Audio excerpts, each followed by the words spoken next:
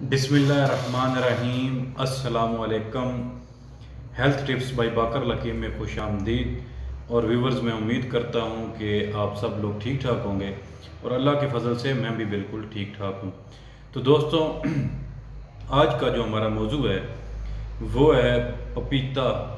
पपीते के चंद फ़वाइद मैं आप लोगों के साथ शेयर करूँगा ताकि आपको इसके फ़वाइद का पता चल सके और आप इसको इस्तेमाल करें। तो दोस्तों, वीडियो पूरी देखिएगा, आपके लिए बहुत हेल्पफुल यानी आपके लिए बहुत मुफीद होने वाली है। तो दोस्तों, पपीता जो है ये निज़ाम को दुरुस्त करता है, यानी मैदे को दुरुस्त करता है। उसके अलावा दोस्तों, ये दमा, जिन लोगों को दमा है, दमा की बीमारी के लिए बहुत मुफीद है।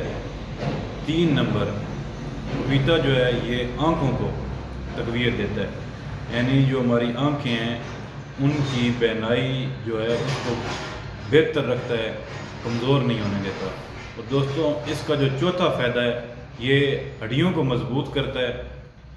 और शुगर के जो मरीज़ हैं उनके लिए बहुत ज़बरदस्त है, यानी शुगर के मरीज़ अगर इसको इस्तेमाल करें तो उनकी शुगर भी कंट्रोल रहती है और जिस्म की जो ग़िज़ाई ज़रूरियात हैं वो भी पूरी रहती हैं। और दोस्तों, ये दिल के पट्ठों को मजबूत करता है पपीता, जो हमारा दिल है उसके पट्ठों को मजबूत करता है।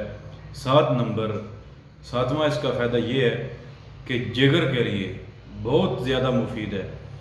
जिगर के लिए बहुत ज़्यादा मुफीद है, जिसकी वजह से हमारे जिस्म में जितनी भी बुद्धि सोचियाँ होती हैं उनको ये ख़त्म करता है, यानी सोचों में एज़ा की सोच जो है उसमें भी बहुत ज़्यादा मुफीद है। और दोस्तों, 8वां इसका फ़ायदा ये है कि ये ज़ख्मों को भरता है, यानी इंसान को कोई ज़ख्म हो जाए तो अगर वो पपीता खाए तो जल्दी से जल्दी उसके ज़ख्म भर जाएंगे। और दोस्तों, ये हमारे जो बाल हैं उनके लिए बहुत मुफीद है, हमारे बालों को सेहतमंद रखता है। और जो इसका 10वां फ़ायदा है, आखिरी फ़ायदा, ये कैंसर के लिए बहुत मुफीद है, यानी कैंसर को रोकता है। अगर आप पपीता इस्तेमाल करते हैं तो आप कैंसर से भी बचे रहेंगे।